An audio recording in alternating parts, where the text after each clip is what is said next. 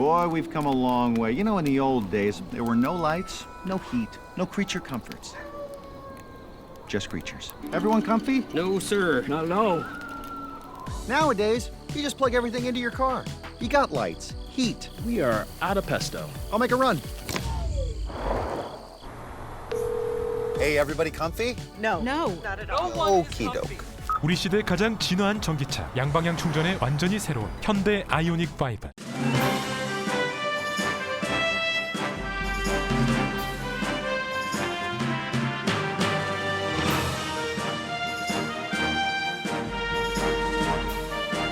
항상 미소가 함께하는 시원한 7월을 보내시기 바랍니다. 라디오 서울이 함께합니다.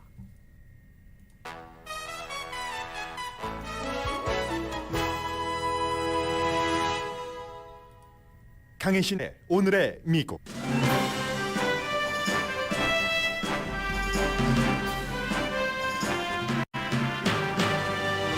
바이든 대통령이 코비드-19 양성 판정을 받았습니다. 증상은 매우 약하고 치료제 팍스로비드를 복용 중이라고 백악관이 밝혔습니다. 바이든 대통령이 내놓은 기후변화 대처 방안에 저소득층의 에너지 비용을 지원하는 등의 프로젝트에 연방재해청 23억 달러 배당을 포함시켰습니다. 주택시장에 대해서는 여러 각도에서 차이가 나는 보도들이 이어집니다. 종합해보면 주택값 인상이나 거래는 주춤하지만 주택시장 침체 정도는 아닙니다. 이자율 인상 이후 대도시에서는 렌트가 주택 구입보다 유리하다는 분석도 있습니다. 미국에서 집을 살 여유가 없어서 이태리 등 유럽에서 주택 구입을 하는 미국인이 늘어나고 있다고 블룸버그 뉴스가 보도했습니다. 조지아주에서 심장박동법으로 불리는 낙태금지법을 곧 시행할 수 있다고 연방항소법원이 판결했습니다. 오늘 저녁에 열릴 8번째 의사당 폭동 청문회에는 폭동 직후 사임한 트럼프 전 대통령의 국가안보보좌관 등이 출석해서 트럼프의 187분 동안에 대해 증언합니다. 중국이 우크라이나를 보면서 대만 침공을 다시 생각할 것이라고 중앙정보국장이 말했고, 낸시 펠로시 하원 의장이 대만을 방문하는 게 좋은 정책은 아니다. 바이든 대통령의 말입니다. 여러분 안녕하십니까? 오늘의 미국 강예신입니다. 네, 바이든 대통령이 오늘 그 양성 반응이 나와서 maybe 지금 텔레비전에 질 바이든 여사가 보이는 걸 보니까 바이든 대통령이 원래 오늘 펜실베니아를 방문하기로 돼 있었습니다. 어제 그 매사추세츠 그 서머셋을 방문을 해서 기후변화 대책안을 발표했는데 그 일종의 연장선상인데 제가 새벽에 출근했을 때는 바이든 대통령 양성 반응이다 하는 것이 없었습니다. 그런데 이제 중간에 바이든 대통령이 양성 반응이 나왔다 하는 것이 발표가 되면서 대통령이기 때문에 더군다나 79세입니다. 굉장히 많은 사람들이 신경을 써서 볼 만한 문제이고 사실이 그렇습니다. 그런데 기본적으로 화요일에 대통령이 그 테스트를 했을 때는 음성이었는데 이제 오늘 양성 반응이다 하는 것이고, 어제 저녁부터 증상이 있었는데 약한 증상이긴 하지만 주로 콧물이 나왔고 피로했고 마른 기침이 있었다 하는 것입니다. 79세 따라서 질병통제국이나 이 백악관의 질병통제국의 가이드라인, 백악관의 어떤 의전이라고 할까요? 거기에 따라서 대통령이 일은 하는데 오늘 이제 출장은 못 갈 것 같고요. 격리해서 백악관 내부에서 일을 한다. 그리고 팍스로비드, 파이저사가 만든 치료제를 복용을 하는데 4월 달에 그 카멜라 해리스 부통령도 남편이 먼저 양성, 본인도 양성 걸렸었죠. 그때 팍스로비드 이 치료제를 복용을 했습니다. 요즘은 어떤 분들은 이 치료제를 복용하지 않아서 굉장히 힘들었다고 하고, 어떤 분들은 치료제를 복용해서인지 그냥 가볍게 지나갔다라고 하는 사람들도 많습니다. 그래서 대통령, 아무튼 바이든 대통령 지금 코비드-19 몇 년째입니까? 2020, 21, 22, 3년째인데 처음 양성 반응 나왔고요.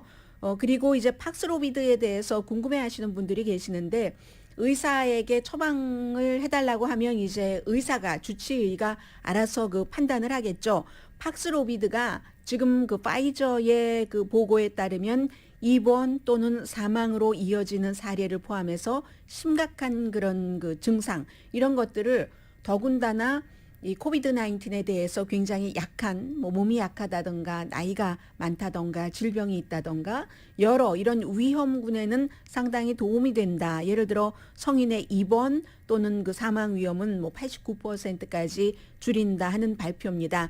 그래서 꼭 나이가 많지 않아도 몸이 약하지 않아도 심장 질환이라던가 뭐 폐 질환, 신장 질환 이런 기저 질환이 있는 분들은 위험군으로 놓기 때문에 팍스로비드 PAXLOVID 빅토리아 할 때 이 팍스로비드 그냥 치료제라고 머리에 두고 계셨다가 의사가 약국으로 처방전을 써주기도 하거든요. 그러니까 여러분들이 아니더라도 집에 그 노약자라든가 뭔가 위험하신 분이 계시다 하면은 치료제가 있지라고 잊지 마시기 바랍니다. 또 치료제를 거부하시는 분들도 계시지만 의사와 상담을 하셔서 초기에 복용하는 것이 효과적이고 보통 이제 그 증상이 있고 나서 닷새 안에 팍스로비드를 복용을 해야지 치명적인 그런 상태로 가는 것은 막는다고 하고요. 닷새 동안 하루에 2번씩 먹는 약이거든요. 경구약이고 그런 것이고요.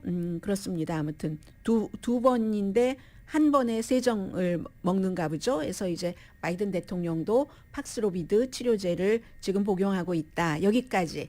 아마 이 내용이 1년 전, 2년 전에 발표가 됐다면 굉장히 심각한 뉴스일 겁니다. 그러나 지금 우리가 그 코비드에 대해서 알아간 것도 많고 이미 치료제까지 있고 하기 때문에 크게 걱정은 안 하는 분위기 그 정도입니다. 나이가 바이든 대통령이 79세이고 요즘에 얼마나 무리를 했습니까? 무슨 뭐 중동도 방문하고 그 뒤에 매사추세츠도 갔다 오고 여러 가지 지지율 하락에 따라서 어떻게 대응을 해야지 되는가 전략회의도 했었어야지 될 거 무리했던 거 사실이죠. 그럼에도 불구하고 과거에 이 바이든 대통령보다 나이가 몇 살 어린 트럼프 전 대통령이 처음에 코비드 걸려서 그 육군 병원에 입원하고 했을 때와는 조금 다른 분위기입니다. 아무튼 여러분들께서 치료제가 있다는 것을 잊지 마시기 바랍니다.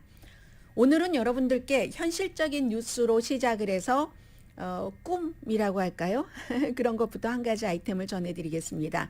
보통 요즘은 미국에서 다 은퇴하고 나서 다른 나라로 가서 산다. 생활비 때문에 집값 때문에 그럴 때 남미 어떤 그 미국의 아무튼 남쪽에 있는 중미가 됐건 남미가 됐건 미국의 남쪽에 있는 나라를 많이들 생각하십니다. 아주 그 취향이라던가 생각 이런 것들이 뚜렷하고 하신 분들 뭐 인도 가신다는 분들도 계시긴 계십니다. 그런데 오늘 블룸버그 뉴스를 보면은 미국 사람들이 집값이 너무 비싸고 그 밖에 정치적인 여러 가지 뭐 인플레이션 등등에 따라서 유럽에 가서 집을 산다는 얘기가 있거든요. 굉장히 늘어났답니다. 특히 코비드 이후에. 이 내용을 이제 이 아이템의 맨 뒤에 붙이겠습니다. 먼저 주택에 대해서 너무 많은 뉴스들이 나오는데 6월 달에 물론 지역에 따라서 다르지만 평균 집값은 올랐다 하는 게 나오잖아요. 그러니까 뭐 로스앤젤레스냐 오렌지 카운티냐 아니면 저쪽 동부냐 남부냐 또 다른 서부냐에 따라서 주택값이라든가 거래량은 상당히 다릅니다. 그런데 분명한 것은 이제 집값이 지난 2년처럼 막 하늘 높은 줄 모르고 올라간다던가 그런 일은 없다는 거죠. 그래도 아직도 올라가는 곳이 많고 올라가기는 하지만 그냥 조금씩 올라가고 주택 거래도 주춤합니다. 그렇다고 뭐 집을 사려는 사람들이 다 집을 살 수 있는 정도도 아니고요. 거긴 또 이자율이라는 게 모기지 이자율이라는 게 뭐 몇 개월 전에 3%에서 지금은 5% 중반 정도 되잖아요. 그게 꽉 막혀 있기 때문에 해서 현재로서는 집을 갖고 계시는 분들도 계시고 집을 갖기를 원하시는 분들도 계시는데 악시오스가 오늘 분석해 놓은 것을 보니까 대부분의 한국 분들은 도시에 살고 계시잖아요. 도시는 미국 대도시 4분의 3이 현재로서는 이자율이 올라간 이후에는 렌트 들어 사는 것이 지금 처음으로 집을 구입하는 것보다는 경제적으로 이득이다 하는 도표를 쭉 보여주고 있더군요. 이 주택 붐으로 가격이 오를 때는 일반적으로 뭐 아무튼 그 렌트 개인에 따라서 뭐 렌트를 들어서 살 수 있는 사람도 있고 없는 사람도 있지만 렌트나 집을 사느냐 하는 것은 미국에 살고 있는 사람들한테는 영원한 숙제이고 가장 중요한 그 문제를 풀어야지 될 만한 그런 그 주제이기도 하죠. 팬데믹 시대에 재택근무 등 때문에 사람들이 집을 많이 찾았으니까 집값이 더 올랐고 공급은 그동안 충분히 되지 않았고 공급망도 엉망진창이어서 자재값 올랐죠. 뭐 이런 등등. 그리고 집을 사면은 글쎄 새 집인데 이게 팔릴까 하는 두려움도 어느 정도 있고 해서 신축이 빨리 이루어지질 않았습니다. 렌트도 굉장히 올랐죠. 지금 조금 슬로우 다운 하기는 합니다. 평균 렌트는 5개월 연속 이제 6월까지 포함을 해서 올라서 지난 한 해 동안 14.1%가 대체적으로 이것보다 더 오른 곳도 있고 덜 오른 곳도 있지만 14.1% 1년 사이의 증가율입니다. 1월 달에는 19% 올랐었잖아요. 그때가 피크였던 거죠. 지금도 뭐 1년 전에 비해서 비싸기는 하지만 렌트비가 피크 때만큼은 아니다 하는 얘기입니다. 그래서 이제 6월 달에 그 realtor.com에 등록된 스튜디오 렌트, 원베드룸, 투베드룸 아파트먼트 그리고 아주 큰 이런 단지라든가 이런 곳을 6월 달 렌트비와 모기지, 주택 모기지 이자율 또 리스팅 팔려고 내놓는 집 다 계산을 해보면 지금은 집을 처음 사시는 분들은 사는 것보다는 렌트가 훨씬 유리하다. 예를 들어 샌프란시스코는요 한 달에 이제 중간 집값을 중심으로 해서 했겠죠. 2,500달러 절약되고 샌호세도 2,200달러, 시애틀도 1,800달러 절약이 됩니다. 대체적으로 도시에서는 시골에 가면은 사는 게 더 나은 그런 경우도 있지만 아무튼 그렇습니다. 그리고 이제 인플레이션을 낮추기 위해서 이자율을 계속 오르는 것에 대한 뭐 이런 것들이죠. 그렇게 되면은 이제 렌트비가 올라가긴 하지만 그럼에도 불구하고 아직까지는 대도시에서는 렌트가 조금 그 낮다. 집을 사는 것보다는 현재로서는 그런 얘기가 있고요. 어제도 오늘도 그제도 로스앤젤레스 타임즈는 계속 남가주 주택 시장에 대해서 보도를 합니다. 오늘은 보면은 이럴 때 팔려는 사람, 사려는 사람에서 오늘 미국에서는 그동안 짬짬이 여러분들께 전해드렸던 그런 내용들입니다. 바이어들은 사려고 하는 사람들은 모기지 이자율이 올라갔으니까 페이먼이 너무 많아지니까 부담 갖고 싶지 않고 또 능력도 좀 부족한 것 같고 하니까 원래 사려고 했었던 지역을 바꾸거나 집의 사이즈를 줄이거나 그것도 안 되시는 분들도 계시죠. 그런데 또 좋아진 것은 왜 그 여러 가지 그 펜딩 상황 그리고 뭐 조건절이 있잖아요. 그 조건절 만약에 인스펙션을 해서 뭐가 우리에게 말하지 않았던 나쁜 것이 나오면 우리 안 사겠어요? 예전에 이런 거 없었는데 그런데 이런 것도 또 할 수 있는 그 정도의 여유가 생겼고 뭐 전처럼 집 내놓으면 막 수십 명이 와서 내가 사겠어요. 뭐 10만 달러, 20만 달러 더 주고 나는 100% 캐시 이런 것은 이제 그 시절은 지나간 겁니다. 그래서 이제 그 팔려는 사람들은 그럼 반대로 생각하시면 되겠죠.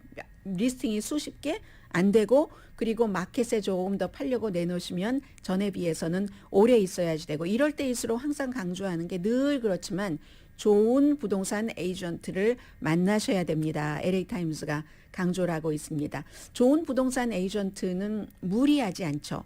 바이어나 그 셀러나 다 그 본인의 그 손님을 관리를 할 때 적정 수준에서 한다는 거죠. 그리고 요즘은 스테이징도 아주 잘해줘서 좋은 가구 아주 잘 적절하게 집에 맞게 배치해서 또 누군가가 살 사람이 와서 이렇게 하면 나도 좋겠구나 하는 그래서 좋은 그 부동산 에이전트 부동산 값이 내려갈 것이라고는 예상들을 하지만 아주 폭락은 아니라는 것 여러 조건에 대해서 대출 조건도 과거에 비해서 까다로워졌고 이제 포크로저도 아니고 하니까 부동산 시장은 이렇게 서서히 정상 수준으로 가는 그런 방향이라고 보시면 될 것 같고요. 아무튼 기본적으로 공급이 많지 않기 때문에 뭐 집값이 크게 많이 그 핫한 시장에서 내려갈 것으로 예상하는 사람은 지금까지는 별로 없는 것 같습니다.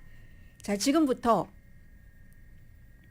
이태리나 스페인, 미국 사람들이 많이 가는 곳이죠. 특히 유럽은 은퇴해서 미국의 부자들이 전통적으로 가서 집을 사고 지내고 하는 곳입니다. 그런데 요즘은요, 약간 도시에서 벗어난 곳, 시골 지역 이런데 그런 유럽 국가에서도 말하자면 미국에서 투자 이민을 받아들이는 것처럼 투자하는 무슨 골든 비자 해서 미국 사람들이 와서 돈을 얼마를 쓰면은 비자를 주고 건강보험까지 주고 한다는 거거든요. 그리고 무엇보다도 미국이 집값이 크레이지해요, 지금.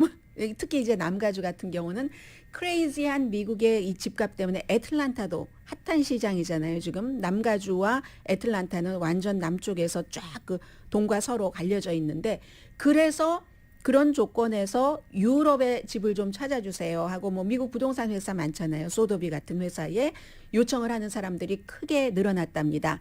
이게 전에 그 남미 등 미국 주변에서 은퇴한 뒤에, 아니면 요즘은요 은퇴한 신분뿐만이 아니라 젊은 사람들도 재택근무가 가능하기 때문에, 그리고 미국에서 지금 정치적으로 이렇게 불안정하죠.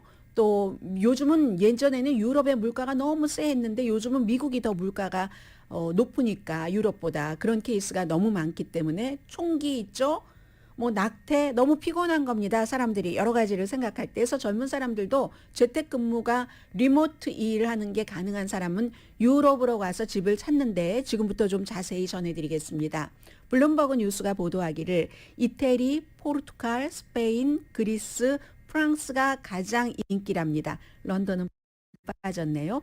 4월부터 6월 사이 미국인이 유럽에서 주택을 구입하겠습니다 하는 요청이 40%가 늘어났답니다. 소더비 인터내셔널 그 마켓을 많이 관리하고 있기 때문에.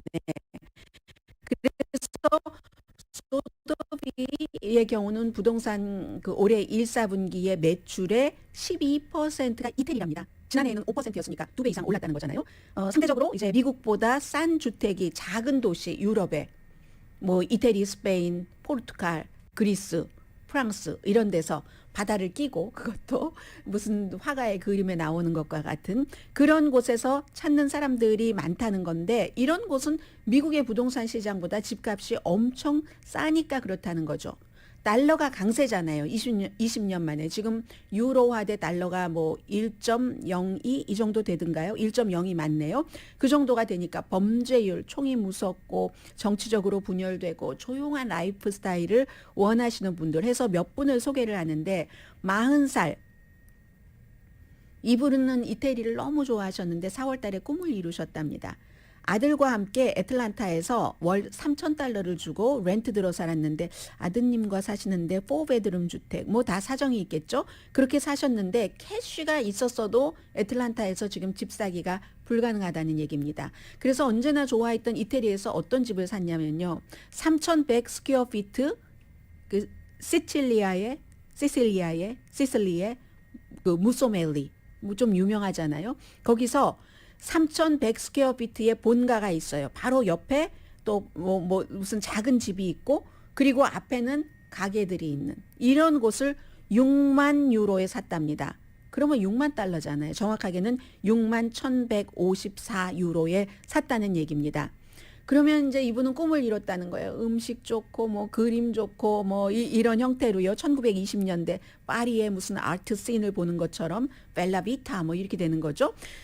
그래서 이제 아틀란타의 경우는 평균 집값이 평균입니다.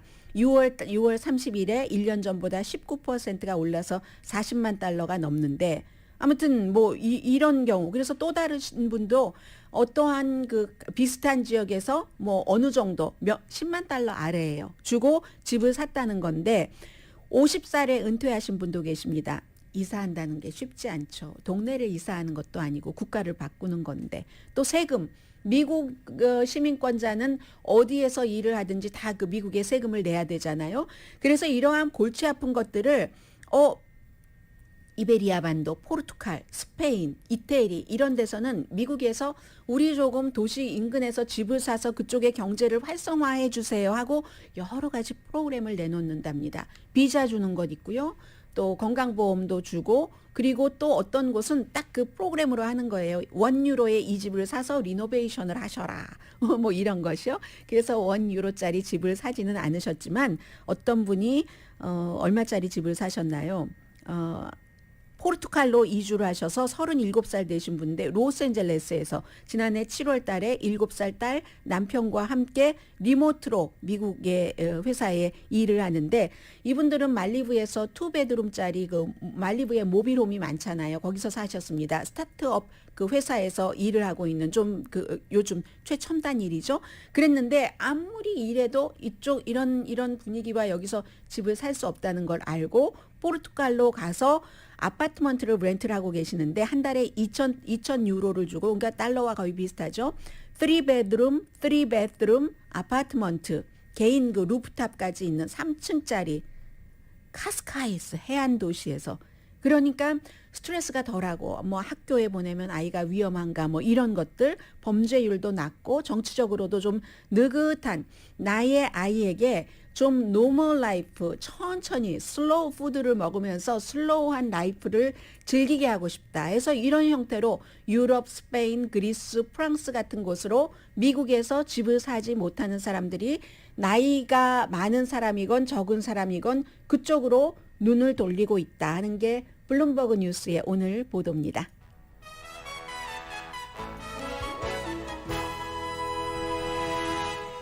오늘의 미국은 존경받는 기업 17년 연속 1위, 소비자 신뢰도 1위인 유한양행 뉴오리진 미주총판 피부과학 셀리온, 이민법 가정법 전문 재인정 종합법률 사무소, 복강경 수술 전문 장지아 외과, 검정콩 생순두부 수라원 순두부, 리프팅의 명가 미러클 레이저 클리닉, 수화연을 핫세일 중인 한국 홈쇼핑 공동펀입니다. 잠시 뒤에 미국의 아주 중요한 내용들 사회적인 이슈 전해드리겠습니다.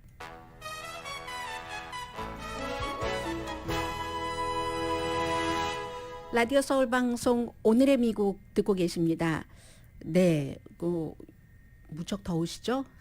덥기는 더운데 하도 그 유럽이 너무 덥다고 하고 한국도 얼마 전부터 그야말로 견디기 힘든 찜통 더위라고 하니까 로스앤젤레스에서는 뭐 이 정도면은 저만 그렇게 생각하나요? 제가 이렇게 새벽에 출근을 해서 실내에만 있다가 또 집으로 쏙 들어가고 그래서 그런지 모르는데 저는 견딜 수 있는 정도의 더위이긴 한데 이게 항상 데이터 수치가 말을 해주고 있기 때문에 미국, 유럽, 뭐 한국 세계적인 기후 변화로 인한 폭염인 것은 분명하죠.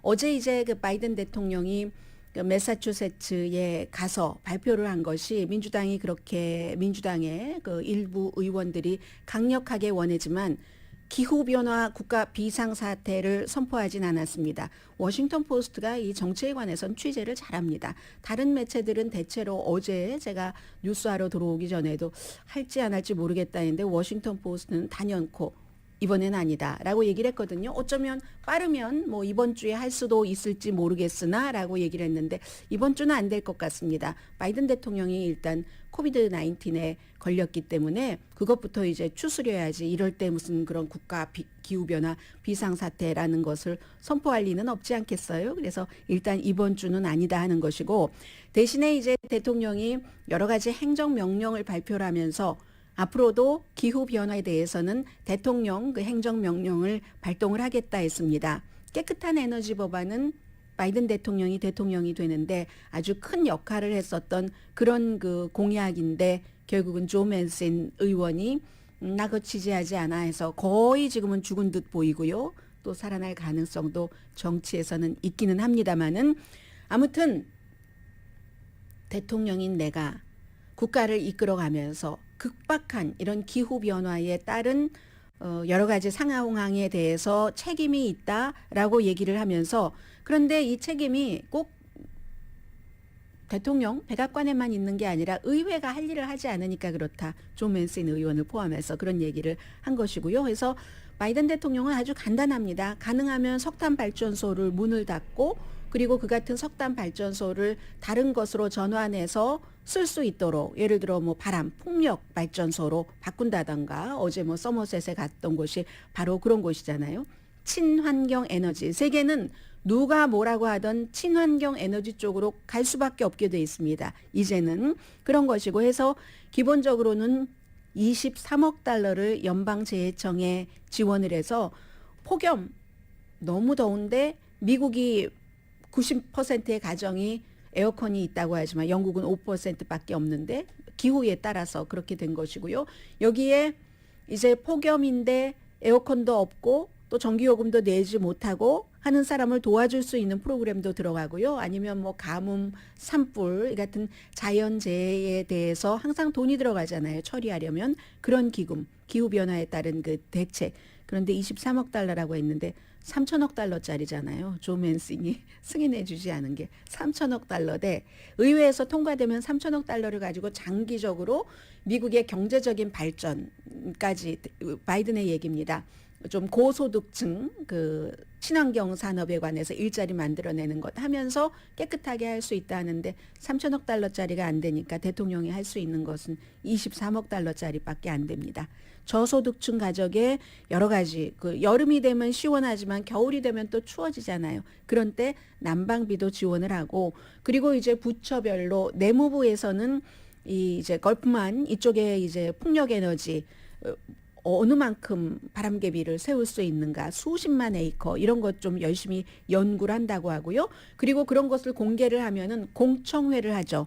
그쪽 지역의 사람들에게 그런 것들 커멘트도 국민들에게 요청을 했고 또 내무부에 지시를 해서 대서양 해안 또 플로리다 걸프 해안에도 역시 마찬가지로 그 윈드 에너지, 바람 에너지, 풍력 에너지 개발 이런 것이고요. 이것은 이제 과거에 트럼프 행정부 때 멈춤했었던 것을 이제 다시 한다는 얘기죠. 그럼에도 불구하고 말씀드린 것처럼 똑같습니다. 아무리 매사추세츠에 뭐 뉴욕에 뭐 바람 에너지 같은 것을 많이 한다 할지라도 그런다 할지라도 의회의 행동이 없이는 목표가 있잖아요. 미국에 2030년이 되면은 그 오염, 대기 오염, 그 탄소 배출량을 2005년을 기준으로 해서 50% 정도, 그 정도로 우리가 줄이겠다 하는 목표가 힘들죠. 3천억 달러가 있어야 되는데 23억 달러 가지고 뭘 하겠습니까?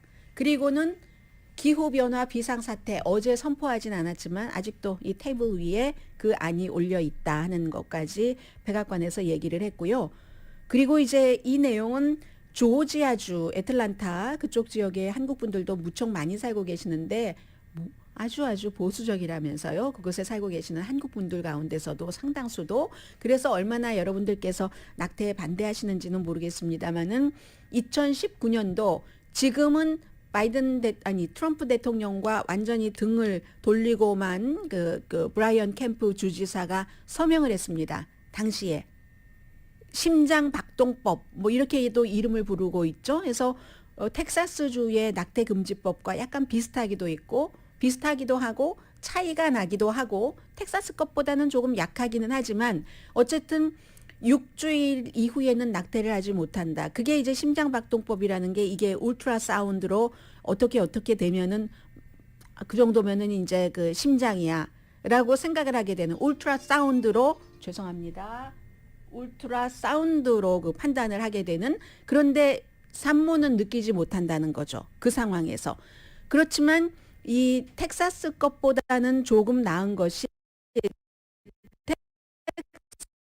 텍사스는 근친상간 강간도 예외를 안 뒀지만 조지아주는 예외를 둡니다. 두기는 두는데 그러려면 절차가 있어요. 뭐 경찰서에 가서 보고하고 뭐 증명하고 해야지 되는 그런 것이 있고 또 하나는 산모의 건강이 위험하면은 또 낙태를 허용도 한다는 건데 2019년도에 주지사가 오케이 하고 서명을 했는데 이게 뭐고 소송하고 또 소송하고 해서 아직 시행이 안 됐습니다. 항소법원 판사가 즉각 시행하라. 원래 넘버1이 시행할 수 있다라고 판결을 내렸어요. 그리고는 넘버2 세컨 조항에 즉시 immediately로 하라고 했기 때문에 이제 조지아주에서는 이게 그 시행이 되게 되는 거죠. 제11 연방 항소 판사입니다. 이게 근거가 연방 대법원이 6월 23일에 전체적으로 이 낙태에 대해서는 주에서 알아서 할 일이다 하는 판결을 내렸기 때문에 그 전에 있었던 전체적으로 이제 뭐 임신 한 22주일, 23주일까지는 낙태를 허용했던 것을 그렇게 허용한 것을 안 하고 주지사에 해라. 아니, 주에서 해라. 하니까 이미 이 조지아주처럼 주지사가 서명까지 해서 법이 된 것을 시행을 immediately 할 수 있게 된 그런 겁니다.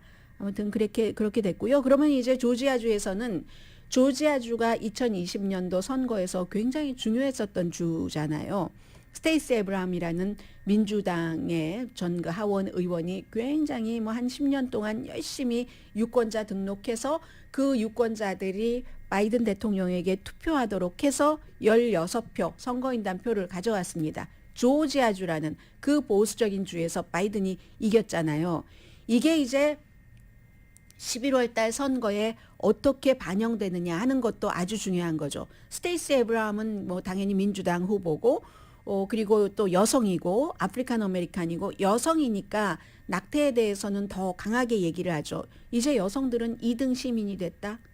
본인이 아이를 낳고 아이를 어떻게 할 것인가 하는 모든 본인의 인생과 경제적인 계획과 학업과 또 아이의 미래까지 아직 그 태아의 그 미래까지를 내가 준비가 안 됐네 하는 결정도 할 수 없는 국가가 그걸 결정을 해줘야지 되는 그러므로 2등 시민이 됐네 라고 얘기를 하고 있고 브라이언 캠프 현 주지사는 뭐 강하게 이 낙태 금지법을 지지를 하는 사람입니다. 그래서 스테이시 에브라함 그 주지사 후보인 이 후보는 오늘 주지사 브라이언 캠프는 여성을 위험에 빠뜨리고 여성의 선택권을 박탈하고 여성이 자신의 몸에 가장 좋은 것을 결정할 수 있는 능력을 거부하는 그의 목표를 달성했다.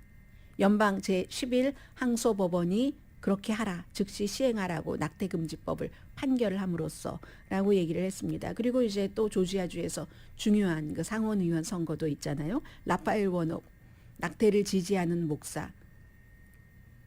마틴 루터킹 주니어가 시무했었던 그 교회에서 오랜 동안 담임 목사로 일했고 이제 그 선거에서 당선이 됐지만 남은 임기였기 때문에 이번에 제대로 치르는 선거잖아요. 그에 비해서 이제 공화당의 도전자 허셜 워커는 당연히 이 트럼프 전 대통령이 지지하는 후보고 낙태에 대해서 이거 금지해야지라고 하는 겁니다. 해서 생각했던 것보다 훨씬 더 깊이 그리고 훨씬 더 자세히 들어가면 들어갈수록 사람들이 많이 알게 되고 많이 알게 되면 알게 될수록 더 관심을 갖게 되고 깊이 생각을 하게 되잖아요. 낙태 이슈가 미국의 중간선거에서 조금씩 더 일반 유권자들에게 다가가고 있습니다. 자, 잠시 뒤에 뵙겠습니다.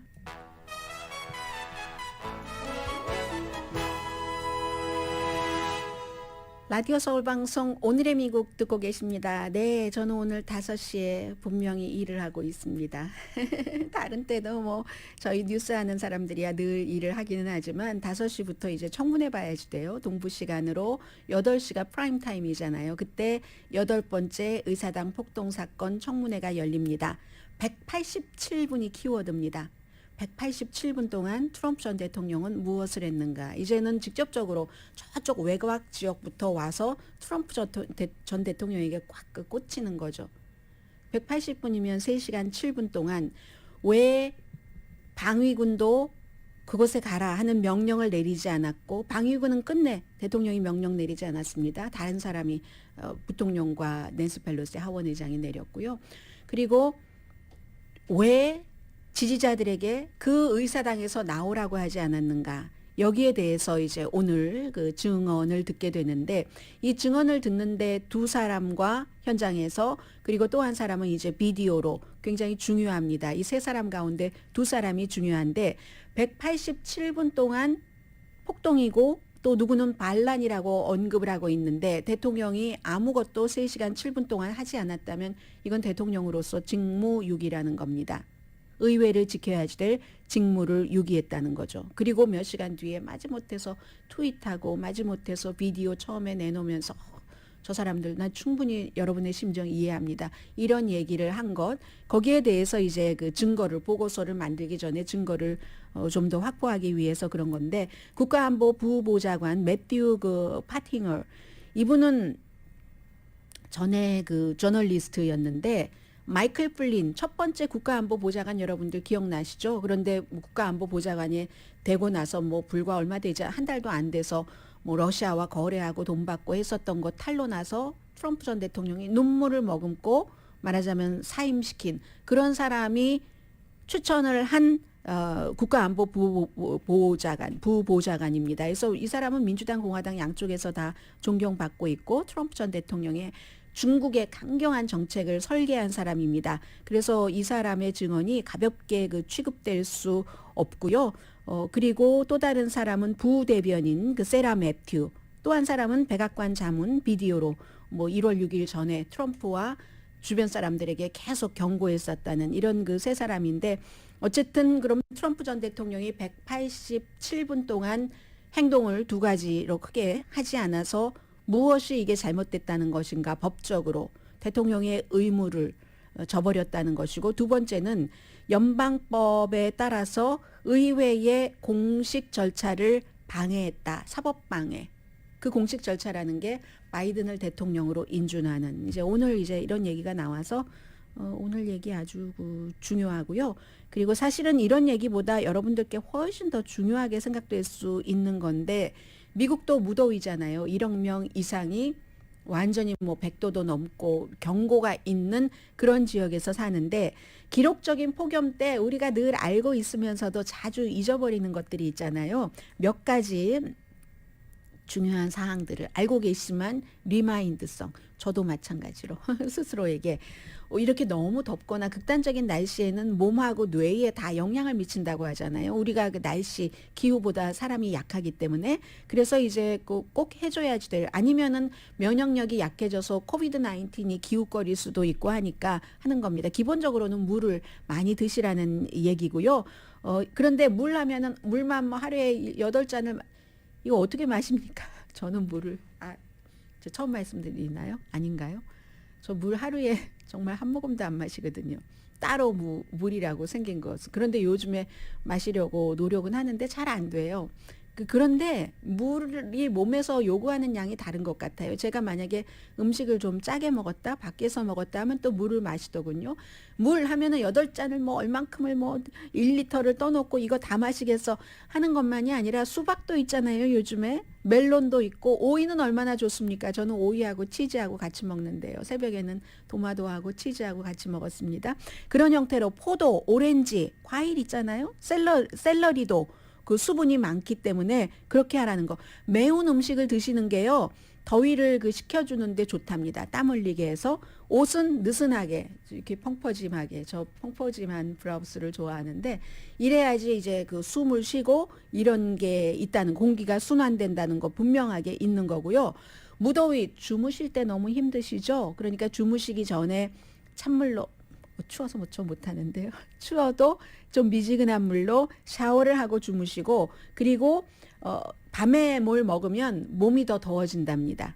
그러니까 밤에는 뭘 드시지 말라고 얘기를 하고 또 하나가 많은 전문가들이 얘기를 합니다. 뭐 예를 들면 뭐 사회학자 에릭 클링버그 이런 분이 이런 폭염 때 이웃을 좀 생각해 보세요. 아마 미국에서 오래 사셨다면은 한 번쯤은 직접적으로나 간접적으로나 경험하신 분들이 계실 겁니다. 이웃, 뭐 아파트먼트에 살고 계시는 분들이 위에층 아니면 저쪽 동에 사는 사람이 어머 얼마큼 안 보인다 했는데 그 사람이 숨졌는데 집에서 발견이 됐대 하는 것 있잖아요. 그런 식으로 약한 사람 또 그런 모든 내가 좀 살피면 좋겠네 하는 이웃도 살펴야지 된다 이런 거. 그리고 이제 무엇보다도 더울 때는 사람들 좀 짜증나게 하잖아요. 그러니까 조금 덜 덥게 만들어서 제일 중요한 것은 코비드 19에 대한 면역력도 키우려면 우리가 더위에 쓰러져서는 안 된다는 것 말씀드리고요.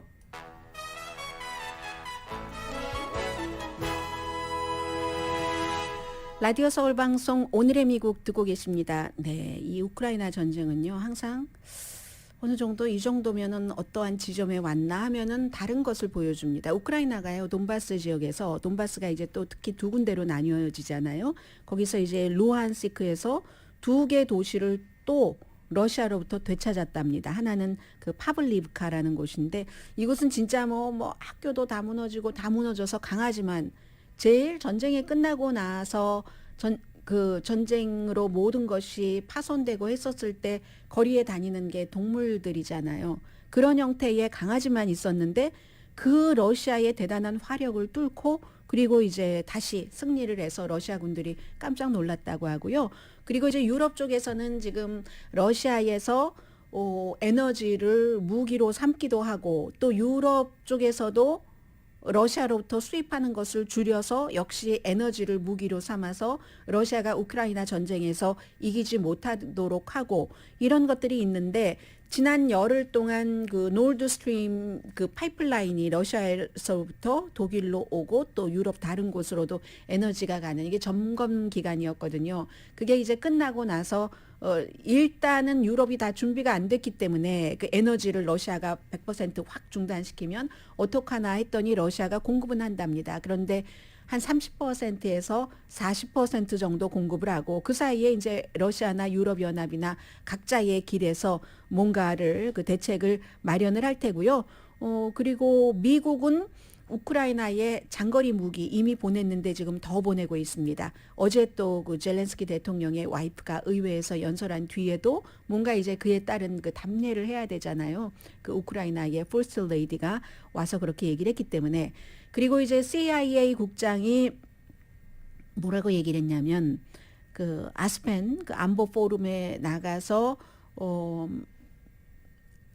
중국이 뭔가 지금 다시 계산을 할 것이다. 우크라이나를 러시아가 침공하고 나서 중국이 러시아와 여러 가지 이념적으로도 통하고 하는 것들이 있지만 특히 이제 대만 때문에 1949년도에 중국에서 내부에서 내전이 일어나서 결국은 우리는 독립이야 하고 대만이 독립을 선언한 것이고 미국은 그 이후에 중국을 겨냥해서 또 대만이 민주주의니까 대만을 지원하고 해서 미국에서는 지금 1979년도에 법이 만들어져서 대만에 무기를 팔아야지 됩니다. 무기를 팔아야 되는데 어떤 때는 이제 무기 파는 것을 가지고 또 어떤 사람은 미국은 뭐 대만에 무기를 팔아먹기 위해서 지원하는 것처럼 해. 근데 꼭 그런 건 아니고요. 그래서 실제로 무기를 팔 때도 중국과의 뭐 예를 들어 전면전에서 별로 도움이 되지 않는 탱크 같은 거 이런 것은 사가지 마세요라고도 얘기도 하고 있습니다. 물론 미국이 무기를 팔아서 미국의 군수 그 업자가 한국에 그렇게 하는 것처럼 플러스가 되는 것도 있습니다만 아무튼 그런 관계잖아요. 그래서 이제 중국은 러시아를 유심히 지켜보고 있는데 이렇게 좀 전에 말씀드린 것처럼 다 이겼네? 했는데도 또 우크라이나의 저항이 끊이지 않고 있는 것을 보면서 우리가 대만을 만약에 침공을 한다면 정말로 압도적인 힘으로 그냥 단시일 내에 확 어떻게 하지 않으면 힘들 것이다 하는 것을 생각을 했을 것이다 하는 게 이제 CIA 국장이 많은 그 사람들 앞에서 그 윌리엄 번스 국장이 한 얘기고요. 시진핑 중국 국가주석이 올해 말에 이제 공화당이 아니라 공화당이 공산당을 얼마나 싫어하는데 제가 공화당을 공산당이라고 합니까?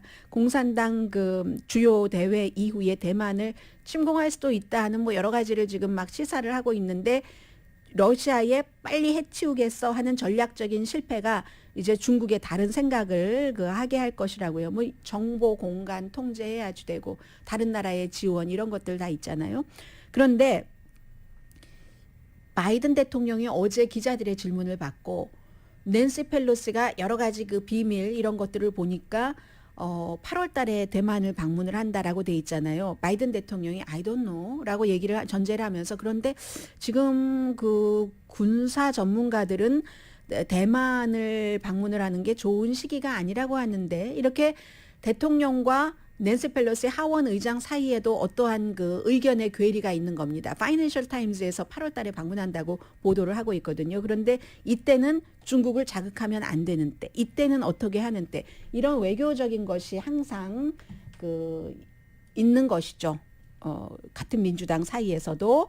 오늘의 미국은 존경받는 기업 17년 연속 1위, 소비자 신뢰도 1위인 유한양행 뉴오리진 미주 총판 피부과학 셀리온 이민법 가정법 전문 제인정 종합법률사무소 복강경 수술 전문 장지아 외과 수라원 순두부 리프팅의 명가 미러클 레이저 클리닉 한국 홈쇼핑 공동폰이었습니다. 10시에 좋은 아침 좋은 하루 방송됩니다. 어제 트럼프 전 대통령 첫 번째 와이프 장례식 보니까 과연 미국이더군요. 첫 번째 자녀들, 두 번째 와이프와의 자녀, 세 번째 와이프와 그 자녀까지 전부 갔습니다. 강혜신이었습니다.